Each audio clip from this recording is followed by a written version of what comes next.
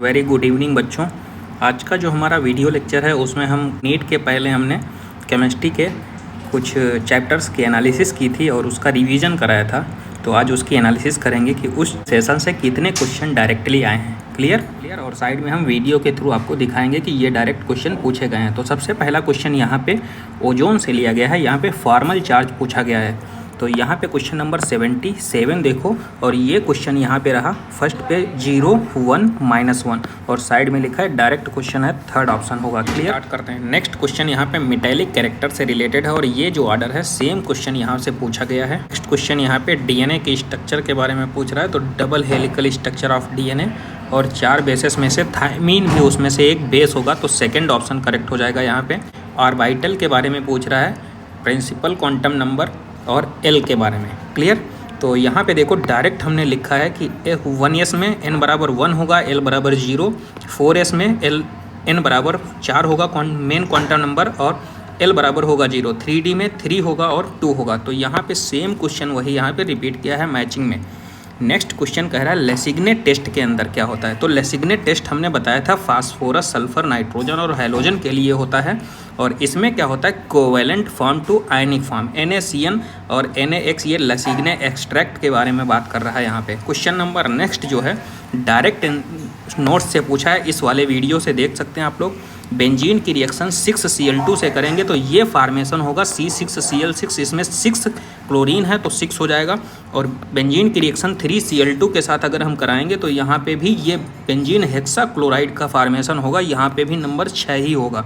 ये fractional distillation का direct तो नहीं, लेकिन यहाँ पे फ्रैक्शनल डिस्टिलेशन के बारे में आपको हमने यहाँ पे बताया था कि बॉइलिंग पॉइंट में डिफरेंस बहुत ही कम होता है, जैसे क्रूड ऑयल, पेट्रोलियम, गैसोलीन, इन सब के बारे में। नेक्स्ट यहाँ पे क्वेश्चन जो है शेप के बारे में पूछा है। तो देखो यहाँ पे ClF3, तो ClF3 करेंगे तो AB3 और यहाँ पे जो होगा L2 बनेगा। तो AB3L2 ये बन रहा और यहाँ का शेप क्या बनेगा, देखो AB3L2 का T शेप है, तो T शेप का शेप है। तो सेम क्वेश्चन यहाँ से उठाया गया है, फेराडे लॉ से पूछा गया है और इस वाले फार्मूले से सेम क्वेश्चन इस वाले फार्मूले से पुट करेंगे तो आ जाएगा।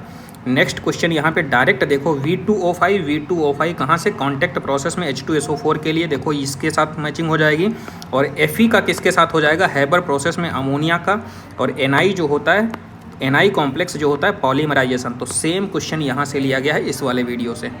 नेक्स्ट यहाँ पे देखो कि कोऑर्डिनेशन कंपाउंड में उनके शेप के बारे में पूछा है, इस वाले से डायरेक्ट क्वेश्चन की पुटिंग हुई है, आप लोग मैच कर सकते हैं। देखो octahedral, tetrahedral and square planar के बारे में। नेक्स्ट यहाँ पे इनकरेक्ट स्टेटमेंट पूछ रहा है, तो यहाँ पे ये थोड़ा मिसमैच हो गया है, बाकी ये भी सेम क्वेश्चन पूछा था उसमें। नेक्स्ट ये क्वेश्चन है, आप लोग इस वाले क्वेश्चन को इस वाले वीडियो से मैच कर सकते हैं। उसके बाद यहाँ पे देखो मेथेन जो है स्टीम के साथ 1273, आप ये वाली इक्वेशन देखिए क्या कह रहा है। मेथेन जो है वाटर के साथ 1273 केल्विन पे गर्म कर रहे हैं, हीट कर रहा है निकिल की प्रेजेंस में, तो CO+H2 और ये इसका ऑप्शन कौन सा हो जाएगा, CO+H2। सेम वही क्वेश्चन, ठीक है, निकिल कैटालिस्ट। नेक्स्ट देखो मेटामर्स, यहाँ पे 3 है कार्बन, एक तरफ 1 है। यहाँ पे देखो 1 2 3 और 1, सेम मेटामर्स। डायरेक्ट वही एग्जाम्पल, सिंगल एग्जाम्पल लिखा, वही क्वेश्चन पूछ दिया। Optical, solvate, geometrical and linkage, same पूछा है। लिंकेज, कोऑर्डिनेशन, स्फीयर, आइसोमेरिज्म, ठीक है, आयनाइजेशन और सॉल्वेट जिसमें वाटर है, देख लो वाटर वाला, तो डायरेक्ट मैच कर सकते हैं। इसमें मैग्नेटिक मूवमेंट हमने क्या बोला था, जिसमें जितने अनपेयर्ड इलेक्ट्रॉन हो जाएंगे वो उसका मैग्नेटिक मूवमेंट डिस्क्राइब करेगा, उससे थोड़ा बढ़ा करके। नेक्स्ट ये देखिए किस ऑर्डर की रिएक्शन, ये देखो क्या लिखा, 0 order reaction. Clear, same question, कुछ नहीं चेंज है।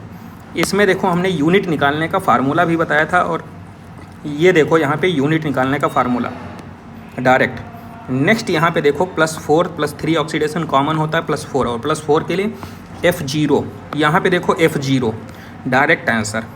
इस वाले में देखो इलेक्ट्रोकेमिस्ट्री से सेम क्वेश्चन डायरेक्ट क्या कह रहा है, एट 298 केल्विन। तो यहाँ पे पूछ रहा है pH of the buffer solution, तो pH कैसे निकालेंगे, इस वाले फार्मूले से डायरेक्ट आप लोग पुट कर सकते हैं। चलिए स्टार्ट करते हैं। नेक्स्ट क्वेश्चन देखो यहाँ पे क्लोरोफॉर्म और एसीटोन के लिए जो है निगेटिव डेविएशन शो कर रहा है और यहाँ पे पूछ रहा है कि उनके बीच में बॉन्डिंग कौन सी होगी। निगेटिव बॉन्ड क्लोरोफॉर्म और एसीटोन के रिस्पेक्ट में हाइड्रोजन बॉन्डिंग शो कर रहा है यहाँ पे। नेक्स्ट ये वाला जो है, यहाँ पे ये वाला ऑप्शन, बहुत सारे इसमें ऑप्शन जो हैं अलग अलग चैप्टर से उठाए गए हैं, लेकिन एक हम यहाँ पे दिखा दे रहे हैं। ये देखो ये वाला ऑप्शन। और उसके रिस्पेक्ट में ये solubility of gases increase with decrease in pressure. तो यहाँ पे कुछ लाइन लिखी गई हैं, देखो, solubility of the gases in liquid decrease with rise in temperature, ये टेम्परेचर के रिस्पेक्ट में है और इसके ऊपर जस्ट प्रेशर के रिस्पेक्ट में दिया है। क्लियर। तो ये ऑप्शन जो है यहाँ से लिया गया है क्वेश्चन, इस वाली लाइन से और इस वाले लाइन से। नेक्स्ट क्वेश्चन यहाँ पे देखो क्या कह रहा है कि कैटिनेशन की प्रॉपर्टी से रिलेटेड है।